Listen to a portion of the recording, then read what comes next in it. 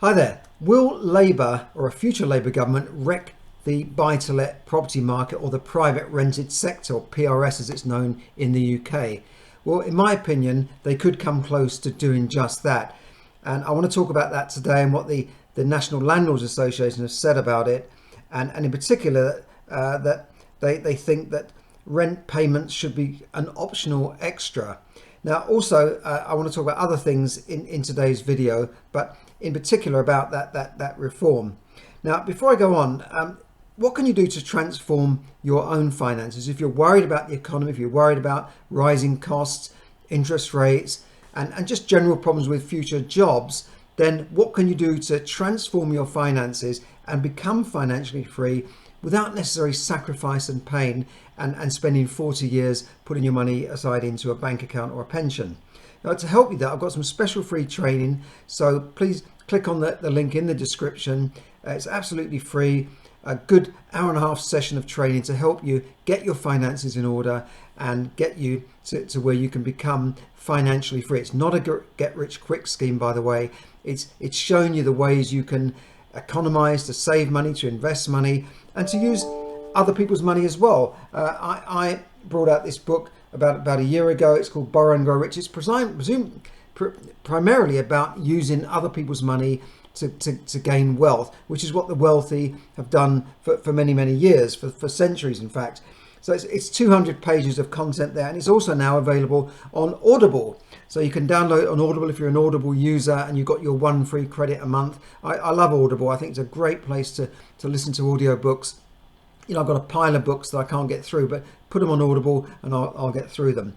And also, don't forget to like and share my content to get it out there to everybody in the stratosphere and the metaverse and all these places where they can see my free content. So look, this week there was a Labour Party conference in Liverpool, and Labour's shadow levelling up Housing and Community Secretary Lisa Nandy, who's quite a young politician. She's done very well. She's risen to ministerial, shadow ministerial stages, but I would say she's still a bit wet behind the ears, a bit naive, in fact. And she laid out some of the party's plans to reform the private rented sector.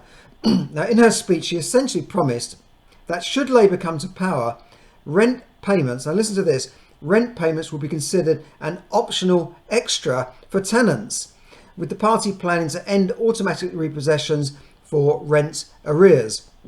And the source of this is the NRLA. Now, if you're a landlord in the UK, you should be a member of the NRLA because it gives a lot of good information. They lobby on our behalf, so they're already lobbying Lisa Nandy, and they're going to try and meet with her to discuss the plans and really say, and in fact the leader of the NRLA said, you know, we want to explain to them that that reckon that the party's determination to demonise landlords will backfire should they come to power, decimating the supply of homes to rent. So they are very serious about that. That's the leader of the NRLA, Ben Beadle. So I would definitely join the NRLA. It doesn't cost a lot of money, £100 and something a year, but they have meetings around the country as well. Hopefully they're getting back to that. But they do courses and lots of free information on their blog and resources on their service, on their website, such as agreements and they've got a legal helpline as well. So other than that, not very much for £100, but no, seriously, it's a great service. Now, I'm kind of quite concerned about this, but I'm not going to bail out of the market straight away, even though Labour are now something like 30 points ahead in the polls. Polls don't mean a lot 2 years before a general election, but you can see that they're gaining strength, they're gaining confidence. You know, even Keir Starmer doesn't look so boring now. He's smiling now. He's like, oh yes, I'm going to get into power. I'm going to be the next Prime Minister. And of course, you've got Tony Blair there with his hand up his back, giving him the words to say. So they are sensing power. They can smell the blood that's on the floor of the Conservative Party. And, you know, let's face it, they're in a bit of a mess at the moment. And you know, I have to say that, hand on heart, they are in a bit of a mess. This mini budget has not gone down well with the markets. And, you know, you can see that interest rates are going to have to go up to support the pound as well as combat inflation.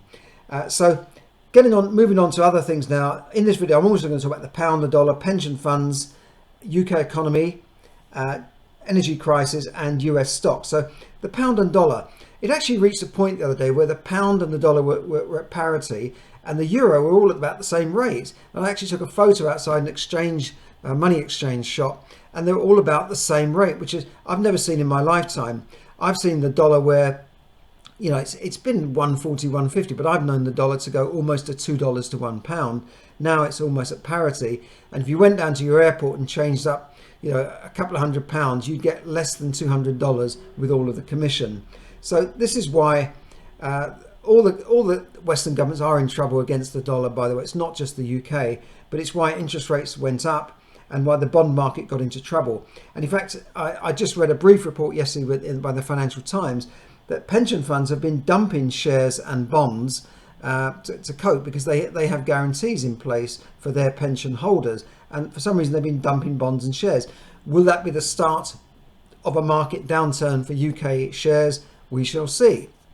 Now, apparently, what's happening with the pension funds, it's not just the fact that, you know, they're holding government bonds, which means they lend money to the government and the government pay interest and it's safe as houses. But they're also dabbling with derivatives and these long-term futures contracts, and their margin calls on these future contracts, where they've screwed up and got it wrong, meant that they had to first of all seek help from the Bank of England, who had to sort of bail them out with a $65 billion input, and secondly, they've had to sell assets such as good shares and bonds to meet these margin calls. A margin call means to say you've got to pay the money that's due on that futures, which they probably bought in error, because they're not really futures dealers, are they? They should be just buying shares and keeping the funds safe for their pension policy holders and their fund managers, basically. Then the UK economy, I just talked about shares, I'll just jump onto shares. The US stock market has recorded the longest run of quarterly losses since the 2008 crash. And every week I've noticed that on a Monday or Tuesday, the stocks rally over there. But towards the end of the week, they're falling away and they're ending in negative territory every week. This is the NASDAQ, the S&P 500 and the Dow. I believe that the tech stocks in particular are well overpriced, and they're due for a big correction very soon, if not in the new year. So do watch out for that. I wouldn't have my pension fund money, if you've got a pension fund that's managed by somebody and it's in stocks and shares wholly, I wouldn't have it there. I would be pulling out or putting it somewhere safe.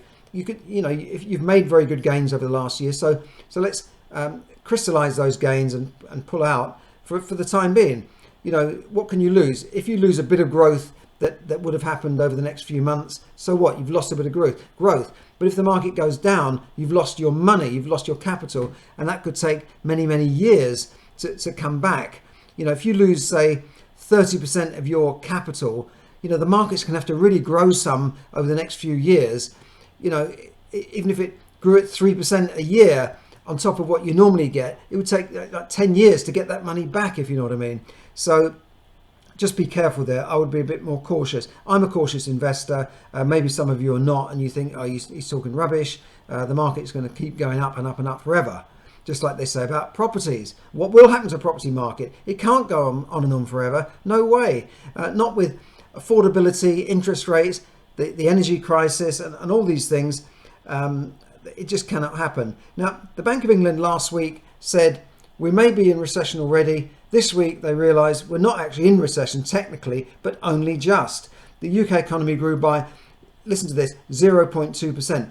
And I think it lost slightly in the last quarter. So had we just gone slightly below the 0.0, we would have been officially in recession. So really they've avoided the official word recession by the skin of their teeth. And maybe there's a bit of massaging of figures there. I don't know. Who am I to say? Allegedly, I don't know. How do they do these things? But we're not officially in recession. But everybody knows, really, that we are in a recessionary period. You know, prices are going up. Inflation at 10%. Our money is the value of our savings has been eaten away by inflation, and things are not looking great for the economy. The pound and the pound slipping is really going to make it difficult for everybody. That was another bit of pressure on the Bank of England. Can you see that? Okay. Pressure on the bank for emergency rate rises as bond yields jump.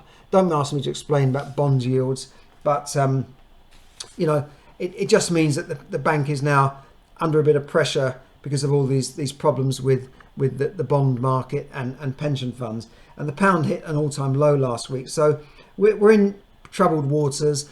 Everything we buy, even stuff in the UK, is notionally priced in dollars. A lot of the goods we buy, even with the not being imported, are affected by the dollar rate. So America's got everybody by their neck really with this reserve currency business, and some countries are trying to break that, but it's not going to happen any day soon. 1st of October, energy prices in the UK rise as on the 1st of October, but there is government help, so there's a government cap. So you'll only be paying a maximum of £2,500 a year for your gas and electricity. That's good news, isn't it? Well, is it? You used to pay about £1,000 a year a little while ago. Now it's only £2,500 a year. But at least they have put a cap on it, and it could have gone up by as much as £3,000, £4,000, £5,000 to £5,000 in a year. So thank goodness Liz Truss did something about that. But it is, of course, adding to the national debt, and it's storing up more problems for us in the future down the road. And they're still printing money, obviously, which they've been doing for 10 years. So that's the hub of it this week. It doesn't sound like great news, I know. The worry, if you're worried about Labour's plans, don't forget you have 2 years before the next general election, unless all these strikes that they're organising end up bringing down the government with a winter of discontent. The rail workers have gone out on strike again for a big pay rise. But it's likely to be a couple of years before they come in. There's a renters reform bill already going through. And let's face it, some could argue that the Conservatives have not exactly done us any favours anyway. They brought in all sorts of regulation in the last couple of years, and now the renters reform bill. Plus you had George Osborne, who messed around with the tax relief available to private buy-to-let landlords. And it was a Conservative Chancellor, Nigel Lawson, who took away tax relief that people got when they bought their own houses. We used to have a tax relief, or a thing called MIRAS, mortgage interest at source relief, mortgage interest relief at source, which was a tax benefit you got. So you got back a tax benefit. So in other words, it was a bit like paying interest on your mortgage, but you kind of wrote it off against tax at the basic rate, and sometimes it was at the higher rate. Well, they took that away, and that was a Conservative government, not a Labour government. So, but if Labour come into power, then all I can say is heaven help us, because they will hammer the rented market. Buy-to-let landlords are already demonised by this government. Imagine what it's going to be like with a socialist government. And if you look up their plans, they're not going to tell you everything now, because that would scare voters off. They want to be seen as a nice business-friendly party until they get into power. Then taxes go up, spending goes up, and all hell breaks loose. And every Labour government has left the country broke at the end of their term, however long it will be. But I do worry if they come into power. But again, you have to go along with some of these regulations. Regulations have been brought in Wales and Scotland by socialist governments, and landlords are still surviving. They will still need landlords. Yes, they promised to build lots of social housing, presumably by taxing landlords, but that's not going to happen in the next 5-10 years, is it? So they'll still need private landlords, and I think property is still a good long-term investment for me. But in this market, I'm not rushing out to buy anything. Interest rates going up, pound weak, all these problems with the economy, bills. I think this coming winter, a lot of people are going to, unfortunately, get into trouble, particularly as they come to the end of their fixed rate mortgages next year. We're going to see some big problems. Interest rates are predicted or forecast to go to 4.5%. That's just the base rate, not the mortgage rate. The mortgage rate will be several points above that. So we're looking at 6.5%, 7% for mortgages, which is what I used to pay years ago on buy-to-lets. And actually the buy-to-let rents only just about covered that. So the idea of making a massive profit on top of your buy-to-let mortgage because there's cheap money just didn't exist. But too many young investors now have been used to this endless supply of cheap money, endless supply of money actually, low interest rates, high yields, and a rising property market. That these sorts of situations don't last forever, and we've had it for the last 10, 12 years. It doesn't last forever, believe me. So that's my prediction for the future of the property market and the stock market. So thanks very much for listening.